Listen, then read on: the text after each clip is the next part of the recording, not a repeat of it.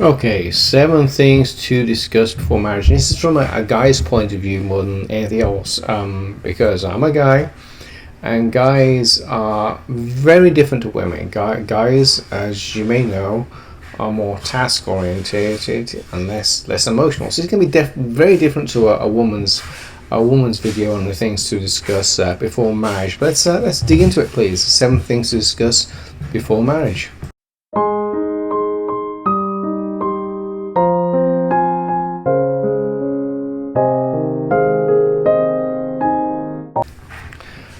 Number 1, do you want kids? That is an absolute vital question, and it's get up out of the way, because there are some people who don't want kids, and that's perfectly acceptable, and there are some people who do want kids. That's great too. And more to the point, how many kids you want? Do you want to repopulate China, or you just want to have a couple of kids? That's another good question to ask. Because that marriage is going to self-destruct if one person wants kids and the other person does not want kids. And also how many kids you want. Don't just say, oh, we'll keep having kids until blah blah blah. No, you're going to have a set number and say, okay, I want 2 kids, I want 4 kids, I want 6 kids, whatever it is. But don't keep pumping out kids no end until until the end of the planet. That's not feasible. So have an understanding as to when you want kids and how many kids you want is very, very important. Other thing, from someone who's been through long distance relationships, establish where you want to live, for crying out loud, and stick with it. This is not some global hopping, jumping kind of thing here where you're working 6 different countries and circumnavigate the planet. No, that's not settling down.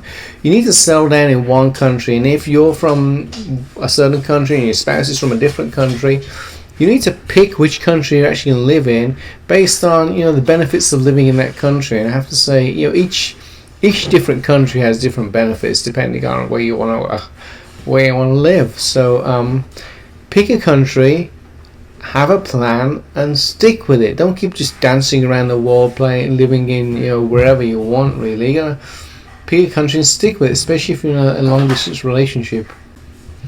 How important is your career? Is your career just a way to make bills, or is your career something you would absolutely die for?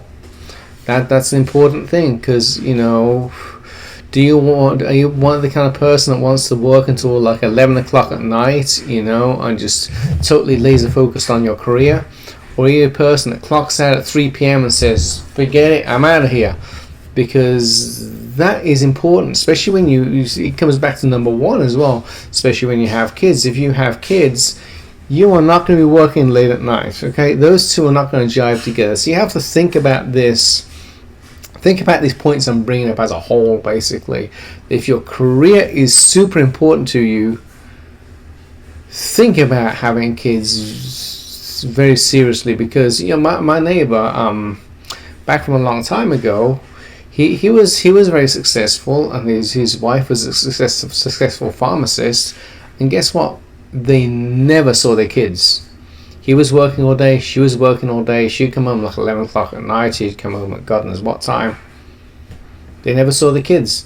The babysitter was actually starting to be called Mama, because they never saw the kids. The kids associated with Mama, with the babysitter, more than Mama, which is kind of just wrong, basically. So look at how important your career is and balance that against how important it is having kids.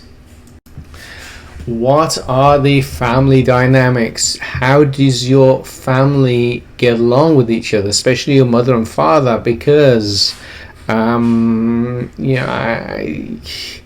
if you come from a family where there's a lot of lying, cheating, and backstabbing and all kinds of crazy things going on, you do not come from a good family background, and you need to establish that in the other person. What kind of relationship do they have with their mother?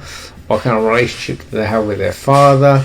Are they on talking terms? Have they not spoken in 6 years?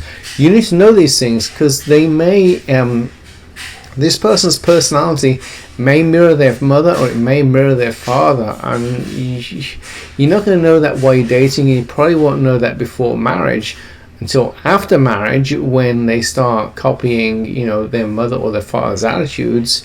You could have a big problem. So look down the road, look at how their mother is, look at how their father is, and say, do I want to live with a person that's like that? Because they may follow the same path, and then you have to give that serious consideration in the early stages of the relationship as well.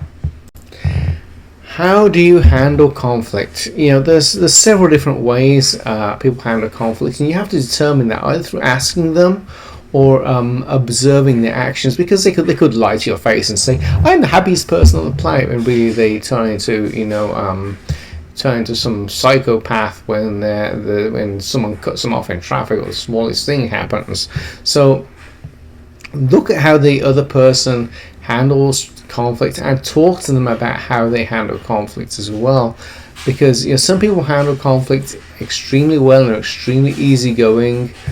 Other people just completely let go and fly off the handle right away when they're conflicted with a situation where the other person is angry. So you have to look at that very carefully. And then, does the person hold a grudge? Very, very important one in conflicts, because if that person does not want to speak to you for 6 months, well, I got news for you. You're living under the same roof.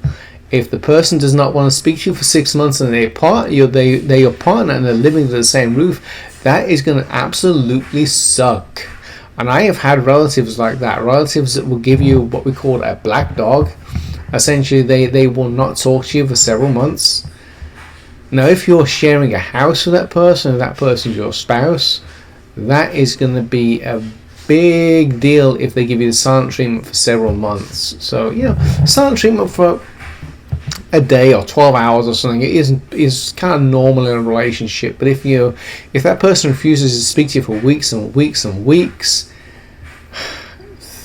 give a long hard think about if you want to marry that person, if you want to continue the relationship with that person.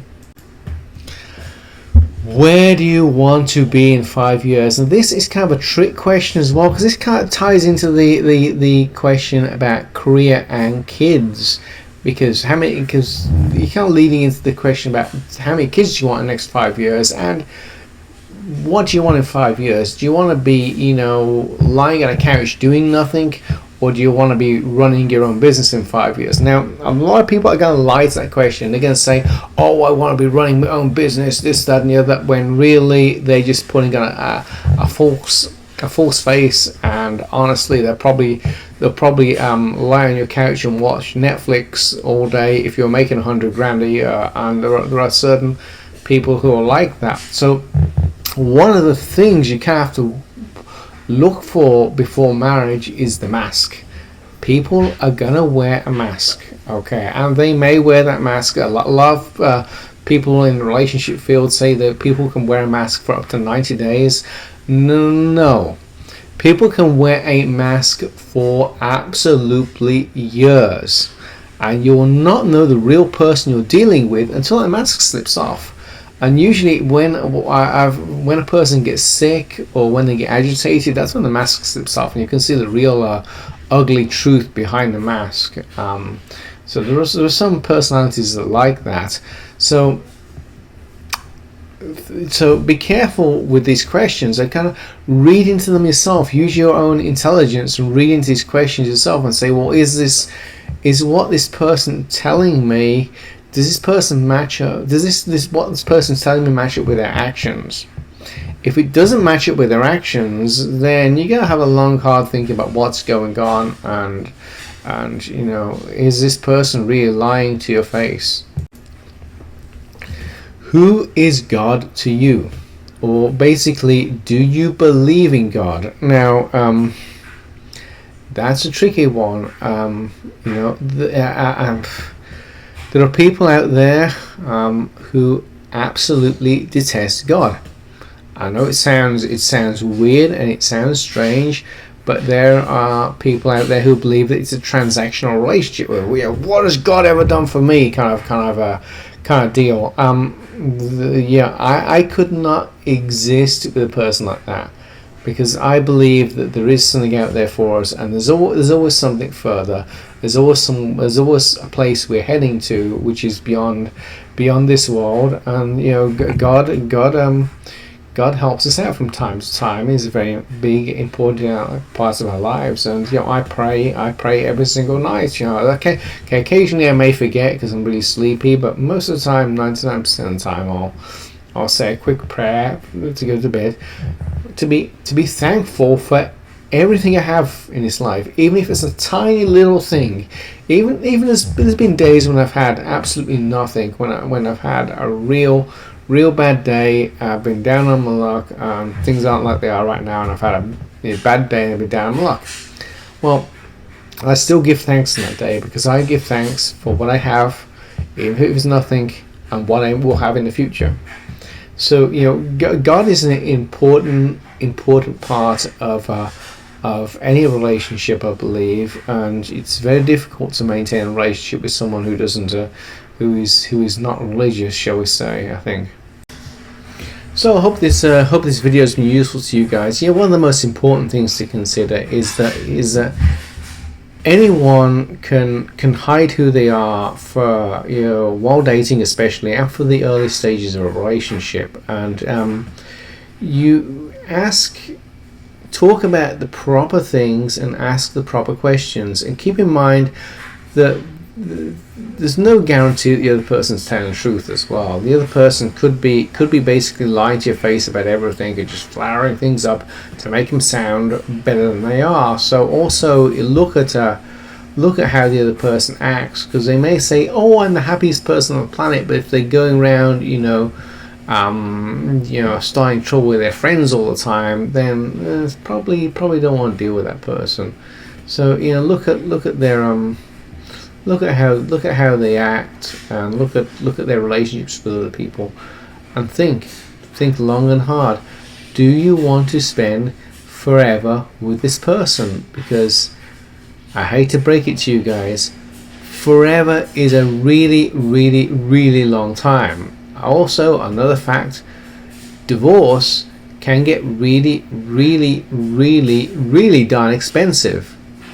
And you, especially if you end up with kids, you're not divorced for a long time, because guess what? You'll be divorced on paper, but you're still going to be sharing the kids for a heck of a long time, and you have to keep that in consideration through all this. So I hope this video has been useful to you. Click down there, like and subscribe, and I will speak to you again soon. Thank you.